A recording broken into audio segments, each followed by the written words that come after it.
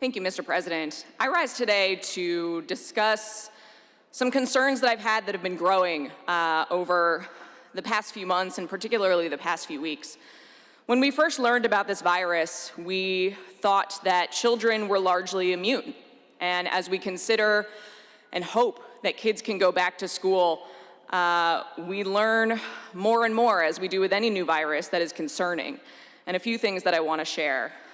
Just this week, more than 80 babies in one Texas county, tested positive for COVID.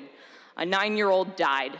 And reports are limited about COVID's impact on pregnancy, but early studies show some very strong concerns. They show that COVID can be transferred from the mother to the child, that women who are pregnant are more than half as likely to contract COVID, and those who do get it are 70% more likely to need a ventilator.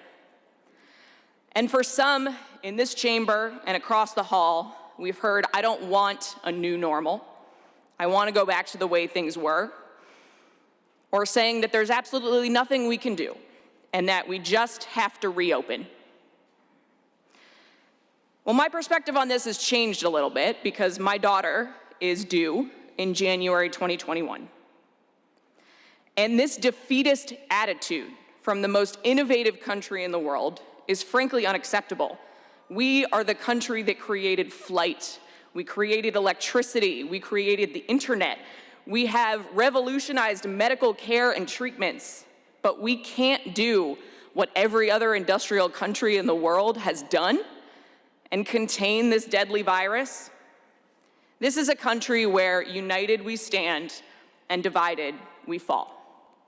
I think a lot about American exceptionalism and the idea that we are capable of greatness, of being a country where everything is possible. But right now, American exceptionalism means what I want is more important than the greater good. And that, to me, is unacceptable. American exceptionalism right now says that we are the exception to every other country who is controlling this virus, who is keeping its residents safe and moving forward.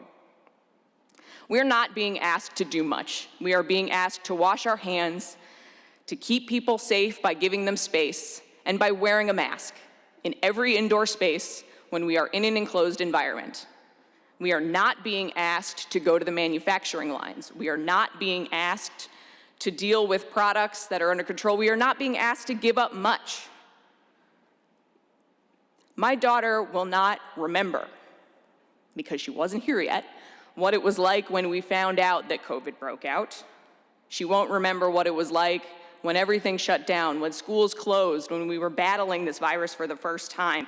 But I hope that when I tell her these stories of this time, that I can tell her how we all stood together and how we looked out for each other, and that we battled what is undoubtedly the greatest crisis we will face in our times, and we did it together, and that it was more important than what I want.